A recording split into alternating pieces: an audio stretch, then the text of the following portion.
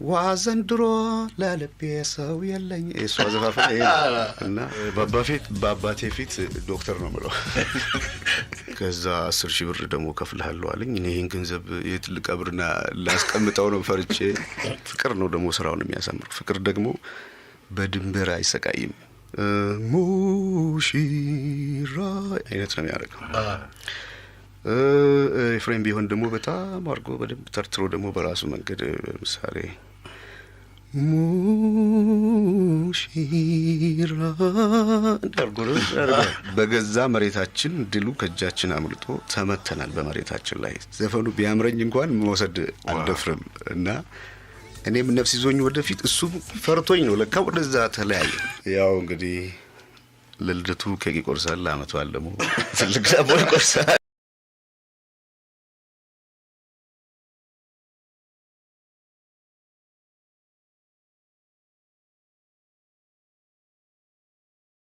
ቴዲ እንግዲህ የመጀመሪያ ጥያቄያችን ያው በልጅነት ኢትዮጵያ ውስጥ እንደተለመደው የምታስተውስ ከሆነ በርካታ ልጆች በልጅነት ምኞትህ ምንድነው ሲባል ፓይለት የሚላለ ዶክተር እንላለን በኋላ ደግሞ ወይ አይጣጣም ይሆናል እንግዲህ መክሊቱ የሰው ልጅ አንተ የልጅነት ምኞትህ ምን ነበር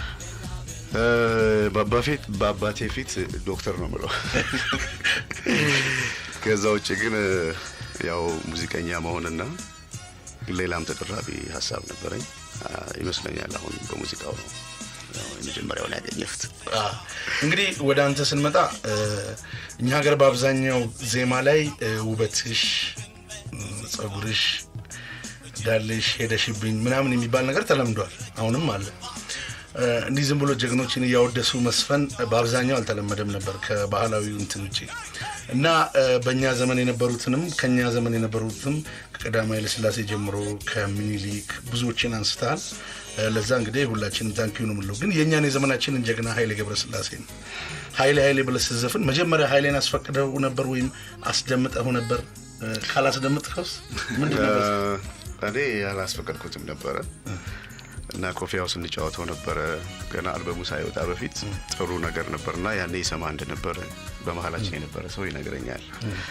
በኋላ እንግዲህ ከወጣ ወዲህ በቤቱ ግብዣ አድርጎ ሽልማት አድርጎ አመስግኖኛል ሽልማቱ ምንድነው ስሙ ያለበት ያንገት ሐብል ወርቅ ነበር ዋው በጣም ደስ የሚል ነው እንግዲህ ዳኒ ሙዚቃው እሱ ጋር ይኖራል አንድ ጥያቄ መጀመሪያ የስዕል አድናቂ ነህ እንዴ አንተ አዎ ስዕል ወዳለው ምክንያቱም ይሄን ለምጠይቅ ይቻልኩት አዛኝና ሩሩህ ሁለት መልኳን ይዛ ከቀለማት መሃል ወጣች ሞናሊዛ ይላል እንግዲህ በሞናሊዛ ላይ ሰዎች በዳቪንቺ ትልቅ ስራ ላይ ፍልስፍና አላቸው ግማሹ እንደ ስሜትህ ትሆናለች የተለያየ ነገር ይላል ስለዚህ ይሄን ያስቀመጥከውና ለዛ ነው የስዕል አድናቂ ነው ወይ ይታስ ስዕል ወዳለው ተፈጥሮ በጣም ወዳለው ተፈጥሮን ማየት ወዳለው ያው ያንን ነው የሚቀዳው ሰዓሊም ሆነ የኪነ ጥበብ ሰው የራሱ ዋናው ፈጣሪያችን ማለት ነው እግዚአብሔር ራሱ በኪነ ጥበቡ ይባላል ይሄን ዓለም እንዲህ አድርጎት ይባላልና የኪነ ጥበብ ሰው ሁልጊዜ ከዛ ውስጥ ነው ያንን የሚያወጣውና ስዕል ወዳለሁኝ የሞናሊዛም ስዕል ከስዕልነት ያለፈ በጣም ሰፊ ትርጉም ያለውና የዚህን ዓለም ቅርጽ የቀየረ አቅም ያለው ነገር ነው እንደዛ ነው ማለት በጣም ቆንጆ ሌላ አንደኛ ጥያቄ ጥጡ ተለቅሞ ካፋር ውባርጎ ፈትሎት ምንጂያር እንዝር ታሽሮት በጊዜ ጥለቱ አማረ በዶርዜ ሸዋ ተውቦ ተሰፍቶ ጉራጌ ሸጠው መርካቶ ይላል እንግዲህ እስከ ማሰሪያው ድረስ ከመነሻው ጀምሮ ነው የሄድከው እነዚህን ቦታዎች የማየት አጋጣሚ ነበር ወይስ ያው ሰዓት ይሄድ እንዲሁ ታውቀዋለህ በዛ ላይ ደግሞ የመርካቶ ልጅ ላይ እና የተለያየ ሰው በተለያየ ብሔር በተለያየ ቋንቋ በተለያየ ቀለም የሚፈጠረው ራሱ ትልቅ ጥበብ ነው ለእያንዳንዱ ደግሞ የራሱ አንዱ የሌለው ለአንዱ ይሰጣልና እንዲፈላለጉ ያደርጋቸዋል አንድ ሊቅ የተናገሩት አለ በፊት አውቀው ሰውና ሰው ቆላና ደጋ ነው ገበያ ደግሞ ንጉስ ነው ሁሉንም ያገናኛል እና እዚህ ጋር እነዚህ ሐሳቦች ነው የተገናኙት ይመስለኝ ለየኔ ጥያቄ ከዚህ ጋር ወጣቱ ቴዲ ወንደላጤው ቴዲ ቀርቷል እሺ ትዳር መጣ የሚመጣች የሚናገባ ከዛ በኋላ ደግሞ ልጆች ተከተሉ እነ ሚኪ ሁሉም ይቀየራል። እናማ አባወራ ሆንክ ማለት ነው። ያ አባወራው ቴዲ ምን ይመስላል? ያው እንግዲህ ለልደቱ ኬክ ይቆርሳል፣ ለአመቱ በዓል ደግሞ ትልቅ ዳቦ ይቆርሳል። እንደዛ ነው። ደፈን ያለ ጥያቄ ስለሆነ በደንብ ለመግለጽ አልተመቸኝ ማለት። እሺ ለመግለጽ እንዲመች ላይፍ ሲቀየር ይሄ አባወራነት ህይወቱን ለምሳሌ አንዳንድ አርቲስት እንግዳ ይሆንበታል ከላይፍ ጋር። አንተ ግን ቤትህን ማኔጅ ስታደርግ ሌላውን ፓርት ስለፈለግ ነው። በተለይ የኛ ሙያ ውስጥ አለገደብ በፈለከው ሰዓት አምሽተህ በመስራት በዚህ መንገድ ነበር የምትኖረው። ካገባህ በኋላ ደግሞ ለቤተሰቡ ፕሮግራም መመቸት አለብህ። ያ ትንሽ እስኪስተካከል ቻሌንጅ አደረገ ነበረ። ያው በሂደት እየመጣ ሄደ እና ትልቅ ደስ የሚል ምዕራፍ ነው የጋብቻ ምዕራፍ። ደስ እያለኝ ያው እንግዲህ ሙዚቃ ነው እየሰራዋለሁ። እሺ አንተ የምትመርጠው ሙዚቃ እስኪ ዘጋጅ ድረስ አንድ ጥያቄ ልጠይቅ። እንግዲህ አባወራነቱን የወንደላጤነቱን አነሳስተነዋል።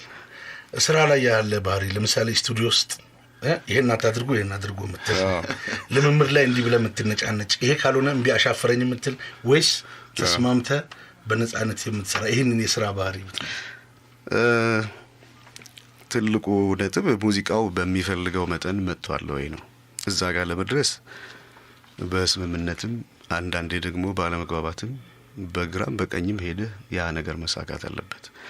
በባህሪው ደግሞ ትንሽ ሊያነጫንጭ ይችላል። ምጥ ያዛት ሴት አፈር አማረኝ ምናምን እኮ አለ አይደል? እንደዚህ ነገር ይባላል አቅም እና ከዛ ጸባይ ጋር አለ ይመስለኛል። ወይ ደግሞ አሁን ቦምባሊንም እኮ ስታይ አንዳንዴ ስቲክ ወርውረው ይማታ ነበር አሉ። እኔ እዛ ባልደርስ ትልቁ ነገር ምንም ነገር ፐርሰናል መሆን የለበትም። ተጨቃጭቀህ ግድግዳ መፍረስ አለበት። ተቃቅፈህ እንደገና መቀጠል ነው።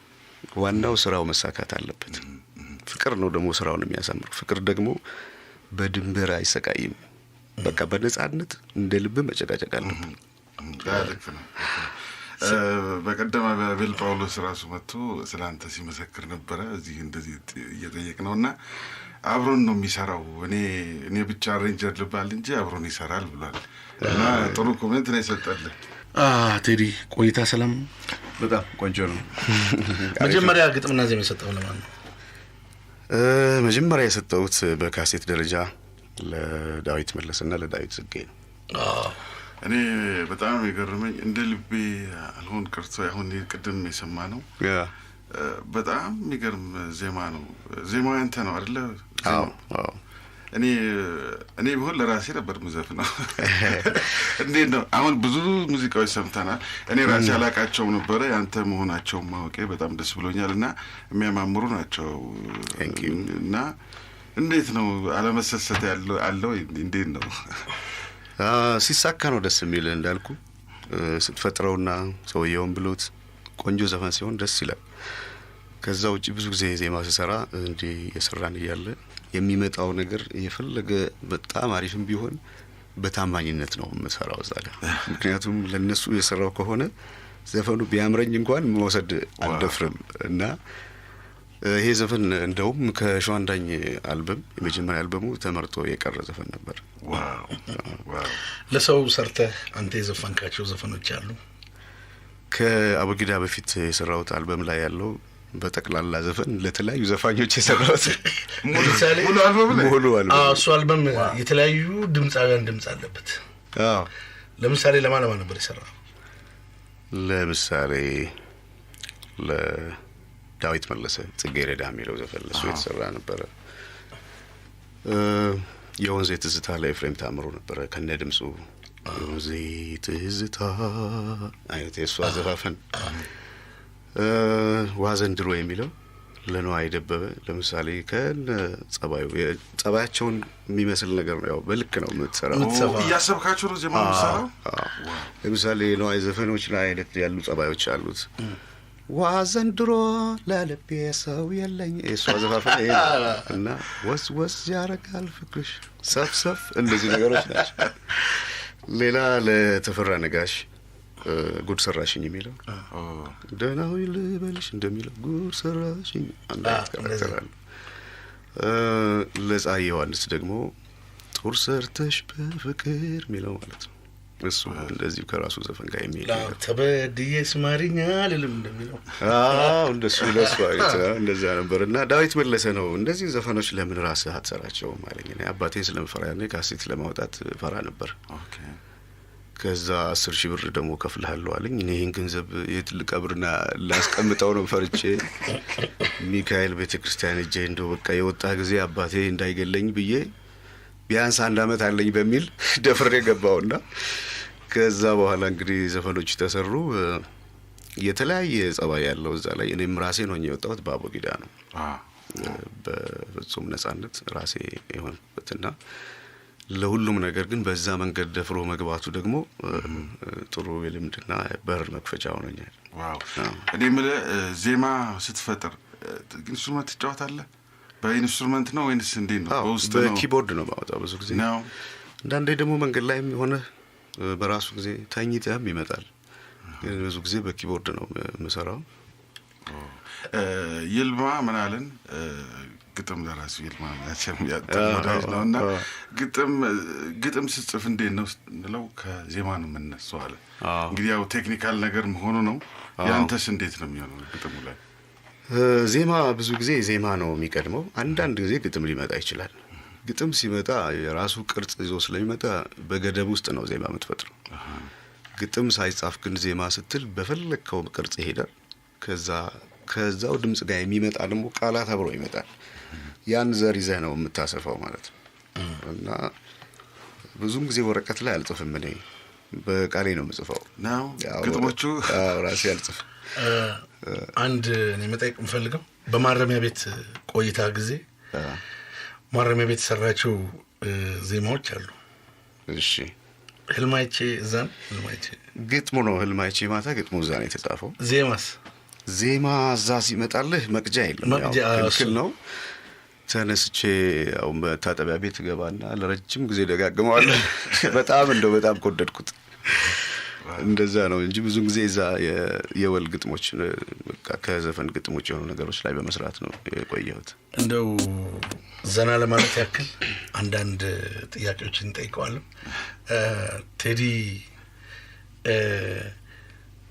ቴዲ ልዩ ችሎታም አለው እኮ ዜማ ሲሰጥ ቅድም እንዳልከው የተለያዩ ድምጻያኖችን ስሜቱን አመጡት ነው። ለምሳሌ ሰርግ ሲሰራ ሙሽራዬ ይባላል። አሁን ዝም ብሎ ሙሽራዬ ሲቆረስም ሙሽራዬ ምናምን ይታክታልና በመሃል አንዳንድ ነገር ይጣላል። አድካሚ ነው። ሙሽራዬ በጣም ረጅም ነው። ሲገቡ ትዘፍናለህ፣ ኬክ ሲቆረሳል፣ ምግብ ሲነሳል። በማንኛውም ሁኔታ ደግሞ ሰዎቹን ማስደሰት አለ በሙሽሮቹ እና በመሃል ላይ ደግሞ ዞር አድርጌ አዳዲስ ዜማ ዘው አመጣና ተጨማሪ ነገር እንትንል ነበር። ለምሳሌ አንዳንዶቹን አሁን ለምሳሌ ባርክ እግዚአብሔር ምናምን አብርሃም ባርክ የሙሽሪት እንዘር ምናምን የሚል አይነት ይሄ እንደውም የመጀመሪያው ስንኝ ኦሪጂናሊ የራሴም አይደለም በድሮ በልጅነቴ ማቃውንት ነውና እንደ ድንገት የመጣ ነው። እንደ ንብረት መቆጠር የለበትም። ከዛ ወዲህ ሌሎች ቀርተው አውጥተውታል ይመስለኛል በኦሪጂናል እንትን ደረጃ እና ያው እንግዲህ በኋላ ደግሞ ሰርግ መቼም ማለቁ አይቀርም ያልቃል። እንደዛ ነውና ሰርግ ሙሽራዬ የተለያዩ ዘፋኞች እንግዲህ አዲስ አበባ ላይ አለ። ለምሳሌ ጸጋዬ የሚታወቃል። ጸጋዬ በጣም ጎበዝ ነው። እስቲ ለምሳሌ ሙሽራዬን ማህሙድ ሲል የተለያየ አዘፋፈን ነው። ሁሉም ጸባይ ያለው እንግዲህ ሁሉም ዘፋኝ የማህሙድ ብዙ ጊዜ ሞገሱም የድምጹም ውበት ያለው የቶኑ አይነት ላይ ነው። በጣም ዲቴል አይደለም የሚያደርገው። የራሱ ትልቅ ራሱን የቻለ አቅም ነው። ሙሽራ አይነት ነው የሚያደርገው። ኤፍሬም ቢሆን ደግሞ በጣም አድርጎ በደንብ ተርትሮ ደግሞ በራሱ መንገድ ምሳሌ ሙሽራ ሙሽራ እንዳርጎ አረጋኝ ሰውዬ አረጋኝም በራሱ መንገድ በጣም አዛሚዎች ናቸው እነሱ ደግሞ እንደምታውቀው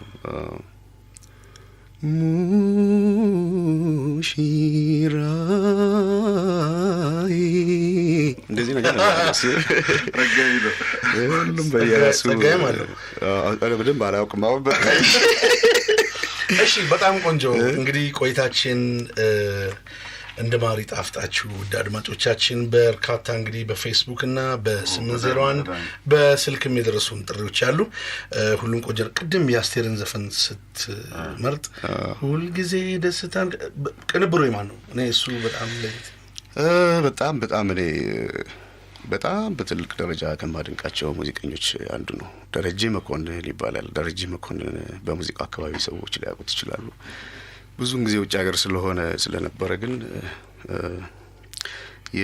የቴዲ መኮንን ወንድም ነው ቴዲ ማክ እሱም እንደምታውቀው ኃይለኛ ሙዚቀኛ ነው ደረጀ አሁን በህይወት የለም በነገራችን ላይ የአስቴር አወቀ እንደዛ የፍቅር ዘፈኖች እነ ሙናዬ እነ ሽሩሩ የኔ ወለላ ሌሎችም አብዛኛው የአስቴር ዘፈኖች ደረጀ እንዲሁም ቴዲ ማክ ነው የሰሩትና ደረጀ እኔ ለመናገር ከምችለው በላይ በጣም ነው ማደንቀው ደረጀን በነገራችን ላይ የጥላሽ ይጠላንም እሱ ነው አሬንጅ ያደረገው የቅድም የሰማ ነው በጣም ይገርም ጥላሁን ገሰሰ ነው የነገረኝ አንድ ጊዜ ይሄን ዘፈን በጣም ነው እኔ በጣም ወደውና ማን ነው ይሄን ሙዚቃ አሬንጅ ያደረገው አልኩትና በጣም ትንሽ ልጅ ነበር ደረጀ ያለኝ ያኔ 17 18 አመቱ ነው ከትልልቅ ሙዚቀኞች ጋር ነበር የሚጫወተው እና አሬንጅ የሚያደርጉት ሌሎች ሙዚቀኞች ነበሩ ጥላሁን ውጪ ቆማሉ እስከሚጨራርሱ ድረስ በኋላ እነሱ የራሳቸውን ስራ ጨርሰው በሉን ጀምር ሲባል ቆይ ያቺ ልጅ የምትነካካውን ድምጽ መጀመሪያ ለስማ አልኩኝ አለ እንግዲህ ጥላሁንም ቀላል አይደለም ይሄን መለየት መቻል ትልቅ አቅም ነው በኋላ እንግዲህ እንደምታየው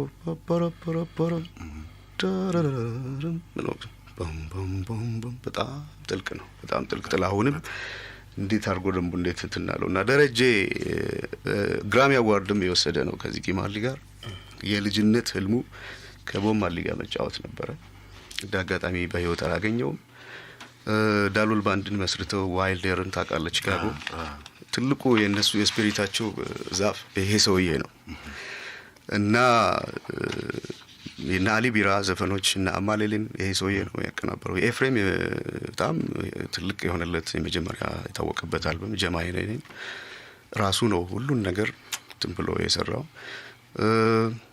ተነግሮ አያልቅም እንግዲህ ከዚጊ ጋር የወሰደው ግራሚ አዋርድ የወሰደበት ደግሞ ዚጊ የታወቀበት ኮንሽስ ፓርቲና ዋን ብራይት ዴይ ዳሉል ባንድ ነው ብላክ ማይ ስቶሪ በጣም ቢገርም ነውና ይሄ ሰውዬ እኔ በእውነት በህይወት አለመኖሩ አዝናለሁ አንድ ዝግጅት ላይ ለሱ እንዲሆን አስቤ ነበር እንዳጋጣሚ ቀደመኝና አንድ 3 ወር 4 ወር ከኔ ጋር ብዙ ጊዜ እንገናኝ ነበር ያው አብራችሁን ማልሰራችሁም አላዘጋጃችሁም ሞክረን ነበር አብረን ያን ሳይጨርስ ነው በህይወት ሳይኖር የቀረው በጣም አንድ ቀን ግን ፕሮግራም ሰርታችሁ የሱ ስራ እንዲህ ተነግሮ የሚያልቅ አይደለም በጣም ትልቅ ሙዚቀኛ ነው በደንብ በጣም አይ ብዙ አውርተናል አሁን ወደፊትም ብዙ መቼም ተወርቶ ያልቅም እንጂ ዘለቀ ገሰሰንም እዚህ አመተን ስለ ዳሉል ባንድ ብዙ አውርተናል ያው ደረጀ መኮንን እንግዲህ ግራሚ 2 እንዳልከው 2 ከዚህ ጊማር ሊጋ ወስደዋል ጊዜ ባንድ ሆኖ ደግሞ 96 ላይ ነው መሰል ጊዜ ባንድ እና ራፋኤል ጋር ሆኖ ቤስት አልበም በሚል አግኝተዋል እንግዲህ የሱ እጅ የሚያርፍበት ነገር ሙዚቃ መንፈስ ነው በነገራችን ላይ የተለየ ነውና በዛ ጊዜ የነበሩ ወጣቶች እንደዛ በፍቅር ተቃጠሉባቸው የአስቴር ዘፈኖች የሚገርሙ ስራዎች ጠቅላላ ማለት ይችላል ይሄ ሰውዬ ነውና በደንብ በስራው ለሞ ቢታወቅ ከግራሚው አዋርዱ በላይ ሰው የሰራው ሲታወቅ በጣም ደስ ይላል እንግዲህ ያው በርካታ የተነሱ ነገሮች አሉ ዝም ብዬ ወደ ስፖርት ልግባና መርቆ ሸኝቶ ነገር አሲዞ ሰንደቅ ዓላማ መርዶኖ ለወገናችን ማሸነፍ ካቃተንማ ይልና በዛ ኢቨንት በዛ በተካሄደው ኦሎምፒክ ላይ አንድ የታየ ድራማ ነው ምክንያቱም ኃይሌ ገብረስላሴ የኛ ጀግና ነው በምን የሚሰቃይ ነበረ። ከዛ ደግሞ ሌላም ጀግና አግኝተን ነበር ቀነኒሳን። ያንን የስፖርት መተካካት በግጥምና በዜማ አድርገህ በአንድ ሌሊት ተሰራ ነው የሚባለው። ፊልሙን እያየን የጻፍከው ወይስ መጀመሪያ ሰርተው? ይህንን ነገር ብታብራራልን ደስ ይለናል የበርካታ አድማጮች። እኔ መጀመሪያ ከዛ በፊት በነበረው ኦሎምፒክ ደራርቱ እንዳጋጣሚ ድል ሳይቀናት መጣችና በዝም ብሎ አውቶቢስ ከእንትና ጋር ምንም የተለየ ክብር ሳይሰጣት ቀረችና ያ ተመሳሳይ ነገር ነበር ቅር ያሰኘኝ ነበርና በሬዲዮም የዛ አይነት ነገር ትንሽ ትንሲለኝ ተናድጄ ነበር። እና ሩጫውን እንደውም ለሊትም አይደለም ያየሁት ቀን ነው እንደገና እንትን ብዬ እንዳልከው ጊዜም አንድ ሰው አሁን እንደ ደረጃ እኮ ነው የሰራው። አንድ ሰው የመጀመሪያ የሰራው ይታወቅለታል፣ ቀጥሎ ደግሞ ዋጋውም ይታወቃል። ከተቻለ የሚገባውን ክብር መስጠት፣ ቀጥሎ ደግሞ ምልክትነቱ መውሰድ ነው። ይሄ መተካካትና ይሄ ባህል ሲሳሳ ምልክት የሌለው ህዝብ የትም አይደርስም። እና የኃይሌ ማሸነፍና ማንነት የሚቀጥሉት እንዲመጡ አስተዋጽኦ አድርጓል። አባት የሌለው ልጅ የለም። አበበ ቢቂላ መኖሩም እንደዚህ። ይሄ ነው የኛ አንድ ማህበራዊ ቀውስ ነው ብዬ የማስበው። እና በዛ እልህ ነው አንድም የሰራሁት። እንደዛ ነበር። በአንድ ቀን የጨረስከው ሁሉንም ነገር? አዎ ቅዳሜ ቀን ነበር ይመስለኛል። የዛን ቀን አለቀ። ማታውኑ ተሰርቶትናል። ሌላ ከ30 ዓመት በኋላ የኢትዮጵያ ብሔራዊ ቡድን የአፍሪካ ዋንጫን ቆይቶ ሲቀላቀል ብዙ ከሄድም በኋላ መጨረሻ ላይ ለቀቀው ዋሊያ የሚለዋል። እሱም አንድ ለብሔራዊ ቡድናችን መታሰቢያ የሆነ ነገር ሲሆን ቴዲ እንዴት እንደጻፍከው ከዛ ጋር ያሉትን ታሪኮች ትነግረኛለህ። ከዛ በፊት ግን መሬት ሲመታ ብላል። እዛ ላይ መሬት ሲመታ አንደኛው የ30 ዓመቱን አሮጌ ታሪክ በመቀየራቸው በደስታ ሲጨፈርና አዋራው ሲቦንድ ማለት ነው መሬቱ የሚመታው። ሁለተኛው በገዛ መሬታችን ድሉ ከእጃችን አምልጦ ተመተናል በመሬታችን ላይ። ስለዚህ መቃጠል መናደድ አለብን፣ አዋራው መጨስ አለበት ማለት ነው። ያልተበሳጨ ሰው ያልተቆጨ ሰው አያሸንፍም። በዚህ በጣም ተናድጄ ነው። በነገራችን ላይ ድል ያደረጉ መስሎኝ በቃ የሆነ ሙዚቃ ሞከርኩና እንዴ ይሄ ነገር በደንብ ክሬዲት ያስፈልገዋል በሚል ተነስቼ ለመሄድ ስቱዲዮ ደወልኩና መንገድ ጀምሬ በጣም በጥቂት ደቂቃ ውስጥ ውጤቱ ዞረ።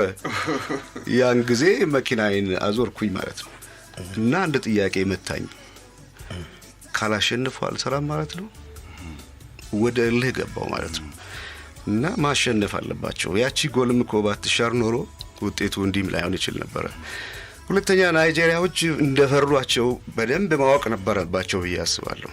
አንዳንድ ጊዜ የናይጄሪያ በጣም ትልቅ ግድግዳ የሆነ የኳስ ታሪክ ያሸነፍከውን የፈራሃውን ሰው እኮ ላታቅ ትችላለህ። አንድ ምሳሌ ልስጥ እዚህ ጋር እባክህ። በጣም ገና ጎረምሳ ሆኜ ነው። አንድ ኤርሚያስ ሙልጌታ የሚባል ጓደኛ ነበር። የቲያትር ክበብ ሰርተን ከኔ ቤት አለፍ ስለሚል ሸኝቼው ስመለስ በማታ አንድ የውስጥ የሰፈር ቅያስ መንገድ ነው። በዳርና በዳር ነው እና መሀሉ መኪና ማሳለፍ የሚችል መንገድ ነው። በዛ ማዶ አንድ ውሻ በጣም እያደፈጠ ወደዚህ ይመጣል ወደኔ አቅጣጫ፣ በዛኛው ሳይድም ቢሆን እኔ ደግሞ በዚህኛው እየሄድኩ ሳየው ወደ ኋላ ልመለስ ያሳድደኛል። ወደፊት እንዳልሄድ ደፈርኩ፣ ቀበጥኩ ሊሆን ነው። እኔም ቀስ ብዬ ስሄድ እሱም ቀስ ብሎ ሲመጣ እኩል ቦታ ላይ ትዩ ስንደርስ እኔም ነፍስ ይዞኝ ወደፊት እሱም ፈርቶኝ ነው ለካ ወደዛ ተለያየ። ውሻው ፈርቶኝ። ይሄ ነበር ዋሊያና ናይጄሪያ የነበረው። ናይጄሪያዎች በጣም ፈርተው ነበር እና በቃ በጣም በእልህ ነው ተነሱ። እንዴት ይሄ ሁሉ ሰው እንዴት አፍሮ ይገባል? በዛ ላይ ከኳሱ ድል ደግሞ ባሻገር ለብሔራዊ አንድነታችን ያለው አስተዋጽኦ ቀላል አይደለም እና በዛ ስሜት ነበር የሰራው። በጣም ደስ የሚል